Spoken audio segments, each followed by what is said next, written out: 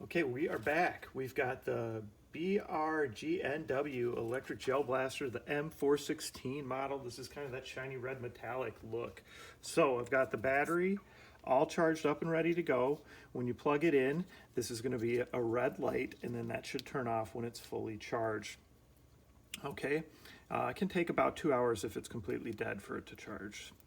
So I'll just kind of set that over to the side. I'll disconnect it here. You can see how the clip works. You can see it only goes in one way. All right, we'll set that to the side, and we're going to start kind of building this gun out. So we'll start with the back, right? So this piece here is what's going to go on the back. So you're going to feed the wire through here, and then you're just going to get it to slide up like so, and then slide down, okay? Click in place. Once that's clicked in, you're good to go. All right, we can do the barrel next.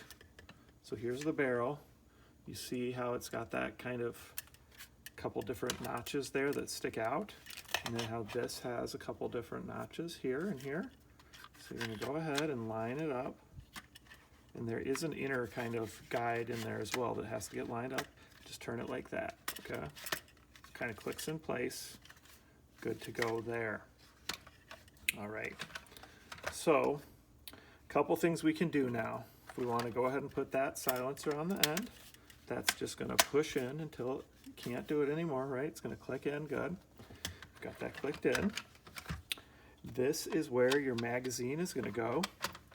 So we don't have any gel beads in it yet, but we'll put it in there just so that you can see how it looks, right? So that's going to sit in there, and then this is your magazine release button.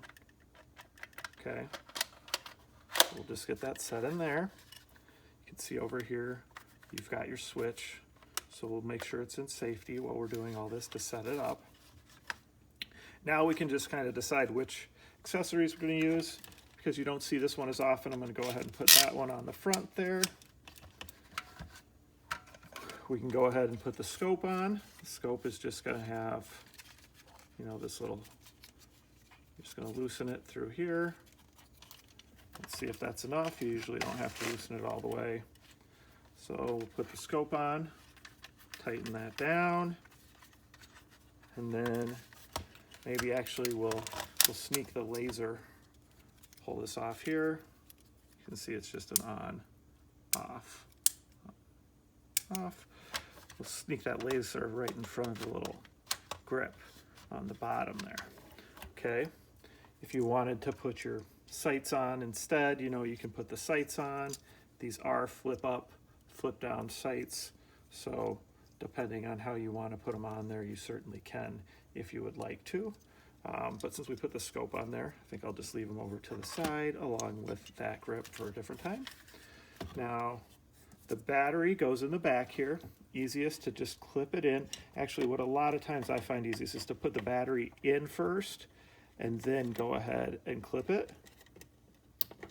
All right, and then so that the clip is on the end here and it's not getting shoved down and getting stuck, because that can certainly happen as well. So when it comes to the gel beads, okay, so this has a button here. So push the button here, and you should just slide. It should lock in place, and it is. It's locked in place. So when it comes to gel beads, it's best to soak them for 4 to 6 hours. Typically, I end up soaking them overnight just because I find that that's easiest to do. Just let them soak overnight. Make sure you use plenty of water. You can always drain off any excess water if there is any excess water in the end, and there should be, because it's unlikely that you're going to guess perfect with the perfect amount of water.